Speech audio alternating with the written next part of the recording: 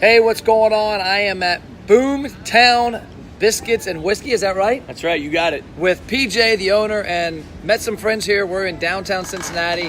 What do they call this little section? It's a little suburb of over the Rhine called Pendleton. Pendleton. Yeah. And it's awesome. And I'll tell you, before we get started, one thing that caught my attention was when the check came, these cool little matches. That's a great touch that I think a lot of businesses fail on when they give the check. You know, when I was at Breakfast Republic in San Diego, they had a cool little thing in the fork. But this is something that will go in my car, and literally in probably 4 or 5 days, I'm like, oh, Christy, we got to go get breakfast there because it reminds me of it. Yep. But talk to me about this concept, because this is something I've never seen before. It's different. It stands out, and especially this outdoor beer garden we're in. Yeah. So Boomtown is what they called the towns as the frontiersmen were going west to try to strike it rich during the gold rush. They would call the towns boomtowns because they would increase in population. Commerce would pop up. And so that's where the name came from. Okay. So the brand is mid-19th century California gold rush, American frontier, kind of campfire cooking food. So we serve a lot of our food in cast iron. Everything is cooked to order. It's all real, fresh ingredients. We source as much as we can locally. And we just wanted to do a modern take on Western frontier classics. So that's what Boomtown is. What was the motivation behind the concept? I know you've been involved with a few other things. What made you think, hey, I want to do a place that talks about, because you serve all the food all day, breakfast, lunch, dinner, it's the same menu, right?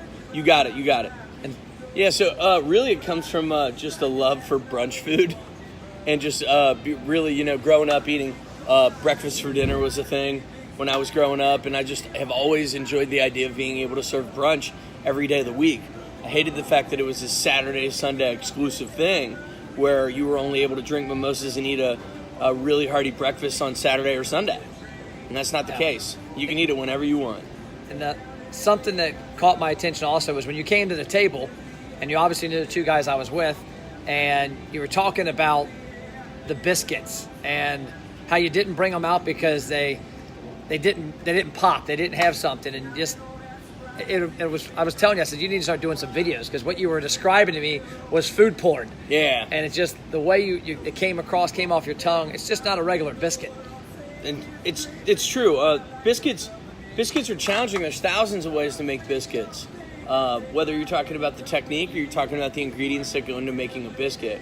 But the truth is, Chef Christian and I, we ran through over 100 iterations, probably over 1,000 hours of research and development on just the biscuit. And we didn't stop until we were 100% pleased.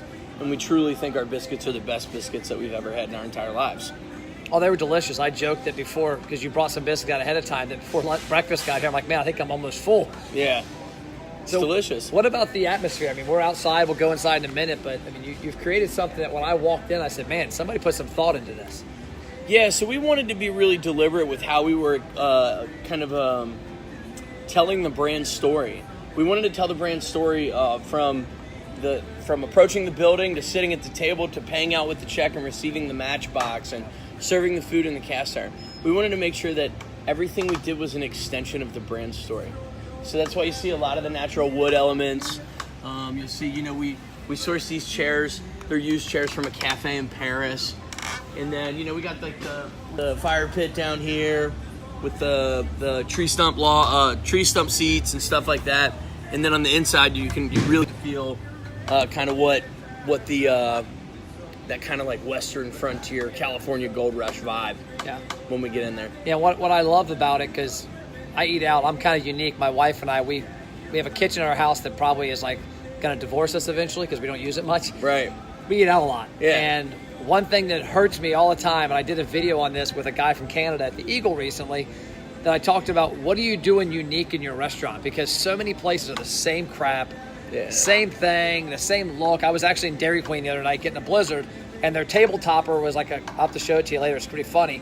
It looked like a doctor holding an iPad, like registering to get a dilly bar. And I'm like, it looked like they took it right off like some stock photo. Yeah. But there's nothing unique about most stuff, and that's one thing that caught my attention when we walked in here, was you've got a lot of things that are unique flavor that, as a consumer, I can go get certain things anywhere. There's nowhere else I know of in Cincinnati that has anything like this. Yeah.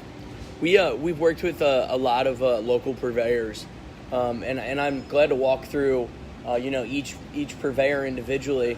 But the check presenter boards with the magnets that are sunk in them with the little like cast iron. Okay. And then the menu boards were made by Luca over on Main Street. Yeah. We used a local designer to design the Boomtown brand, the mark, and kind of help us finish telling the story. We've just worked with local people. So this isn't your first rodeo. I mean, I could tell by the way when I go to a lot of restaurants, I always crack up because I was at one recently where I asked the lady, I said, hey, what does this taste like? What do you think? What's your favorite? She's like, I've never eaten here. And I'm thinking, why do you work here? Why do you work here? And who owns this that hasn't, when you got hired, didn't put you through the gamut of everything? But obviously this isn't your first rodeo. What's your background? How did you kind of come up with the idea? What have you done in the past? Well, I've been working in food and beverage for over 18 years of my life. I'm 33. I do have a finance degree from Xavier University. I worked as a hedge fund analyst. I was still bartending on the weekends. I bartended to put myself through college after 3 failed attempts. I went back at the age of 23 and got a finance degree from Xavier. I'm bartending on the weekends, kind of weekend warrior, doing it for fun. And then, after a bit of time, I only worked as an analyst for a couple of years, and I was like, I just don't want to do this for the rest of my life. And there was something that was enriching, something that warmed my heart about making people's lives better through food and beverage. And it was kind of one of those situations where the writing was on the wall. I couldn't just ignore what I was feeling in my heart. Yeah. I had to chase the passion and chase the dream. So that's when I quit the job working as an analyst to open the food truck, and sold the food truck, and then now here we are at Boomtown. But yeah, that's it. That's the quick and dirty. It's wild, ironic what you mentioned there. I did a video in one of my private groups I'm in this morning, because as I was parking here, one thing I'm a big proponent of is owning your own destiny. Yeah. Not working in corporate America, right. Not filing in like the ants. And literally, I park in this parking lot, and everywhere around me are cars parking and people with their briefcase and their suit, like Lego men walking into every little building. And I did a video. I'm like, hey, look, entrepreneurs, this is why we're here. Yeah. This is why you need to create your own destiny. Do something you love. Yep. Because I can promise you, none of those damn people will want to walk down that sidewalk with that suit on, with that briefcase into that building. They don't have a choice, though. They don't have a choice. You So know? let's walk around. Let's look around. Yeah, in the building absolutely. here. You turn the camera on. Get off of me. So we wanted to create. Sorry, Matt. We wanted to create 2 distinctive vibes. So our personality archetype for Boomtown is rebel, creator, neighbor. So we have 2 distinctive vibes. We got the bar side on one side. We got the dining room side on the other. Yeah. And when we go in, you'll see that. And we really go for that rebel creator personality archetype on the bar side, and we really go for that neighbor personality archetype on the dining room side. Okay. So pay attention to some of the design elements as we look through that. So you come this way. We got our Boomtown signature gold bar, hand gold leaf, 24 karat gold leaf lettering on the back bar there on those antique mirrors. The back bar was built by a local guy, the same guy who built these tables and these benches. Then we go over into the dining room side, and you can see my personal collection of vintage goods and artifacts that I've been collecting over the years.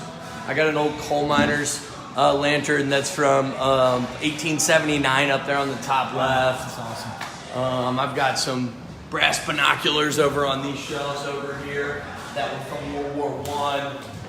I've got a cast iron. This is my favorite cast iron in the whole restaurant right here, Matt. This is manufactured in 1867, and this is how they would cook proteins. They would heat the cast iron up, and then they would press the cut of meat right in between. Psst, get you some really nice sear marks on there.